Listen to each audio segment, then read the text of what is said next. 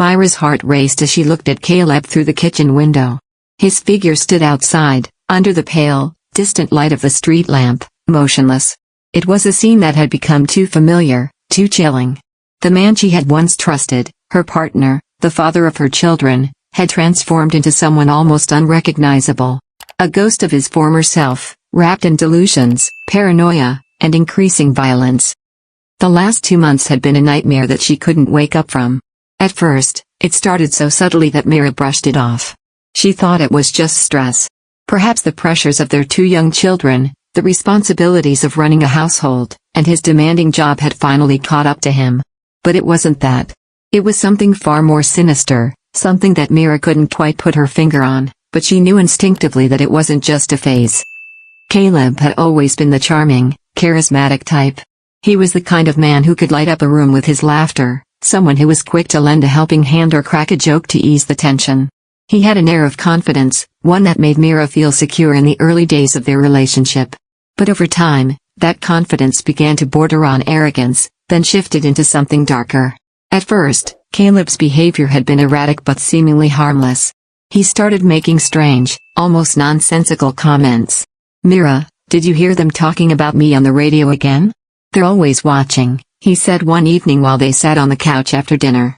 Mira had thought he was joking. But there was a nervous energy in his eyes that unsettled her. Then the accusations began. "You're hiding something from me. I know you are. They've been texting you, haven't they? You're in on it, aren't you?" he demanded, his voice growing increasingly frantic as he paced the living room. Mira, confused and a little scared, tried to reassure him, but it was like trying to calm a storm. He wasn't listening, and nothing she said seemed to make a difference. She urged him to see a doctor. "Caleb, maybe it's the stress. Maybe you're not sleeping well or something. We should go to the hospital, just to be sure," she suggested. At first, he agreed, but when the doctor offered a mild diagnosis and handed him a prescription for sleep medication, Caleb only grew more suspicious. "They're trying to poison me," he muttered, shoving the prescription into his pocket. Mira tried to reason with him, but he refused to quit smoking marijuana, something he had done for years, even though the doctor had warned him it could clash with the medication. It was as if Caleb's mind was becoming a tangled mess of conspiracy theories and self-destructive behavior. The man who had once been a stable, grounded partner was slowly slipping away, and there was nothing Mira could do to stop it. It wasn't long before Caleb's paranoia reached new heights.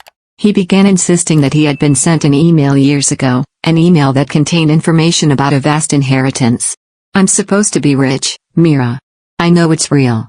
The government hacked it, though. They've been watching me for years," he ranted.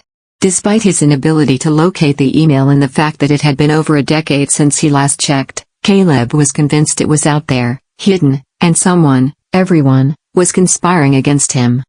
The paranoia consumed him. Soon, it wasn't just about the inheritance.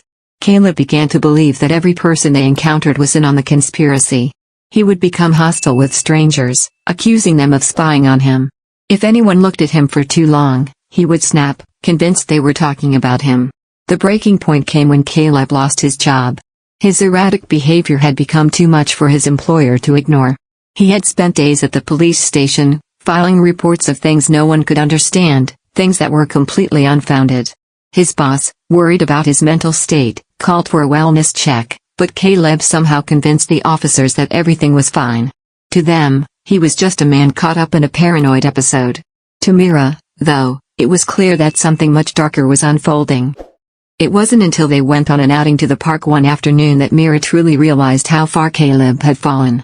Their 2 children ran happily around the playground while Mira and Caleb sat on a bench, watching them. At first, things seemed normal. But then, Caleb threw a football at Mira, hard, and without warning. It missed her by inches, but the aggression in his eyes was unmistakable. He became defensive when she asked him why he had done that. "You're always questioning me. You don't trust me," he snapped, his voice sharp. Mira tried to push the unsettling feeling down. "What's going on with you, Caleb? Why are you acting like this?" she asked, her voice trembling slightly. He shot her a look of disbelief, as if she were the one in the wrong. "You've always been controlling, Mira. Always," he said bitterly before retreating to a corner of the park, sitting on a bench with his arms crossed. He refused to engage with her anymore. The ride home was worse. Caleb's mood had shifted again, and this time, it was as if a switch had been flipped. He started yelling at her from the back seat, his face twisted in rage. "I'll make sure you never leave me, Mira. I'll choke you before you take me to the police again." His voice was cold, devoid of any warmth, and Mira felt her stomach churn with fear. The children sat in the back, too young to fully understand but sensing the tension in the air. Myra's hands gripped the steering wheel tightly, her knuckles white. She had never been more scared in her life. Every instinct screamed at her to keep driving, to get herself and the children home safely, but the darkness in Caleb's eyes told her that she wasn't out of danger yet. When they finally reached home, Caleb's taunting voice followed them inside.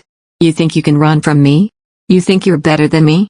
He mocked her, mimicking her earlier concern in a high-pitched voice, as though mocking her fear was a game.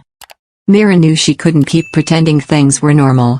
She had been documenting everything from Caleb's bizarre claims about the inheritance to his increasing volatility and threatening gestures.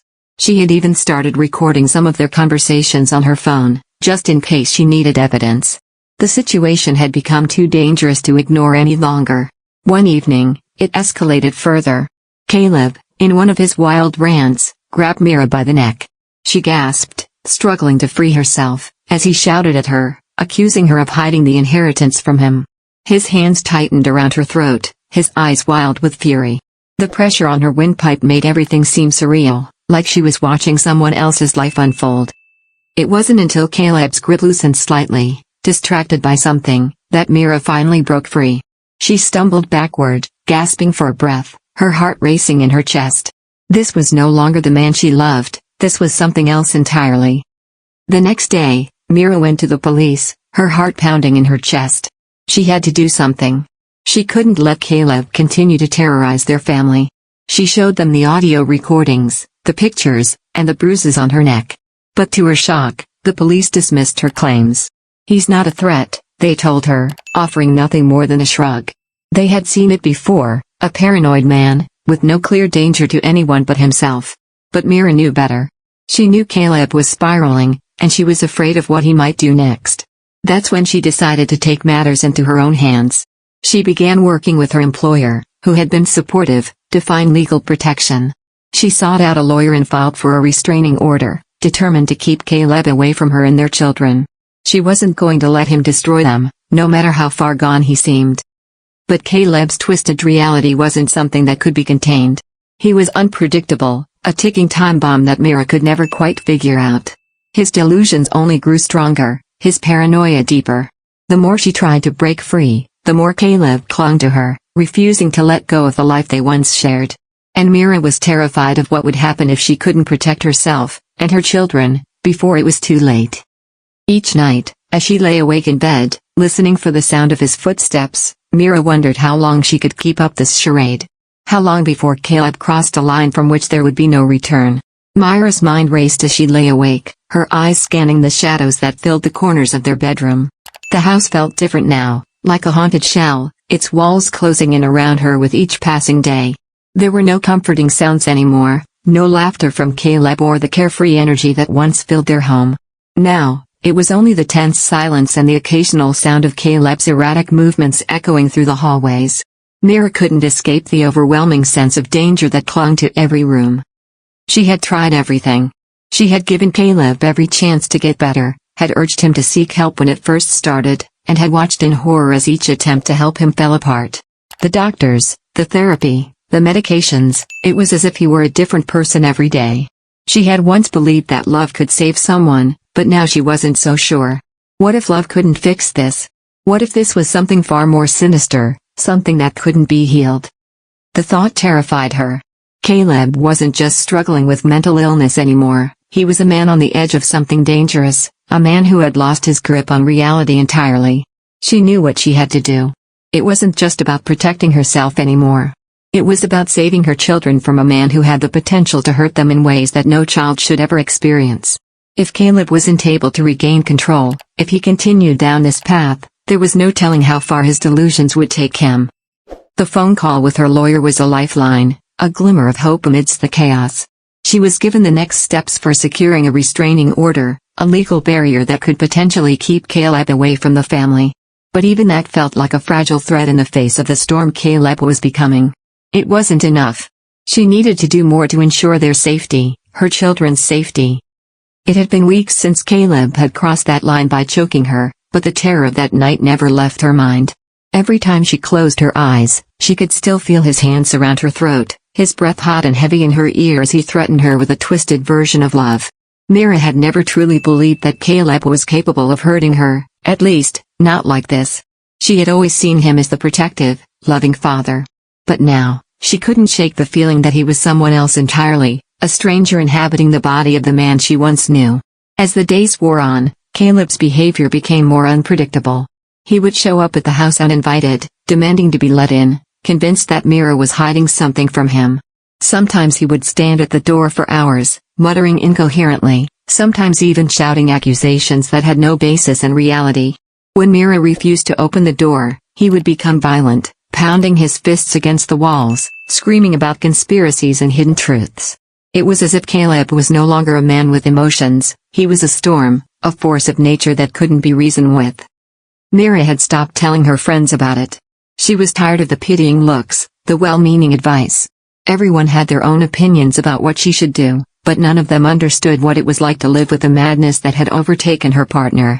Every time she thought things couldn't get worse, they did.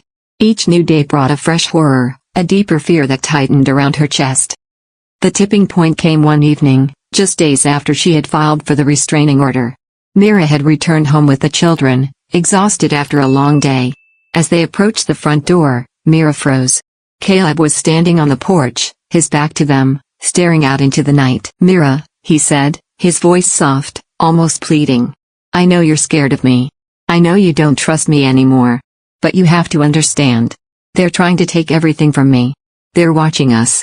You have to help me, Mira. You have to believe me." Mira's breath caught in her throat. She knew how dangerous this moment could be. She had seen Caleb like this before, at his lowest, when his paranoia was at its peak. This was no longer a man seeking help, this was a man spiraling into madness, and Mira wasn't sure how much longer she could hold on. "Caleb, please," she said, her voice trembling as she spoke, "I don't know what's going on with you, but I can't do this anymore. I can't help you like this. You need professional help. You need to see someone who can really help you." But Caleb only shook his head, his eyes wide and wild. "You're lying. They've been telling you what to say, haven't they? You're all in on it." Before Mira could react, he lunged forward, grabbing her by the wrist with a strength that made her heart pound in fear. "You can't leave me, Mira. You won't leave me," he snarled, his face twisted in anger. The children, hearing the commotion, started to cry from the car. Mira's heart shattered at the sound of their innocent voices, but she couldn't focus on that now. She had to get out, had to protect them. With every ounce of strength, she yanked her arm free from Caleb's grasp and ran inside, slamming the door shut behind her. Her hands were shaking as she dialed 911, her breath coming in short gasps. The police arrived quickly, but Caleb was already gone by the time they arrived. They took a report, but Mira knew this was far from over. The next morning, as she woke up to the sound of her children playing quietly in their room, she realized that nothing would ever be the same again. Caleb was no longer the man she had fallen in love with, he was a shadow, a specter haunting her every waking moment. The world they had built together was crumbling, and no matter how hard she fought, she couldn't put the pieces back together. The restraining order was granted, but Mira knew that would only offer her so much protection. Caleb was unpredictable. His delusions were spiraling further, and she couldn't rely on a piece of paper to keep her safe. She couldn't afford to wait for the next outburst. She had to make plans. She had to be ready for whatever came next. So, Mira did the only thing she could. She reached out for help. She contacted a shelter, asking for assistance in finding a safe place for her and her children. She took steps to ensure her own safety, and in the process, she realized that she had been so focused on saving Caleb that she had forgotten to save herself. It was time to put her own safety first. Time to start living for her children, for her own peace of mind. And yet, in the back of her mind, a terrible thought lingered: what if Caleb came for them? What if he refused to let go of the family they once had, no matter the cost? As the days passed, Caleb's actions grew more erratic, his delusions more intense. Mira feared that her worst nightmare was just beginning. But she wasn't going to let him destroy her. She wasn't going to let him take everything from her, not her children, not her life. She had survived the worst. And now, with the help of those who cared for her, she was ready to fight back. But one thing was clear, the battle for her safety, and for her family's future, had only just begun. If you enjoyed this thrilling journey, don't forget to hit that like button, subscribe to the channel, and turn on the notification bell so you never miss out on the latest content. Share this story with your friends, and let us know your thoughts in the comments below. Until next time, stay tuned for more suspenseful adventures.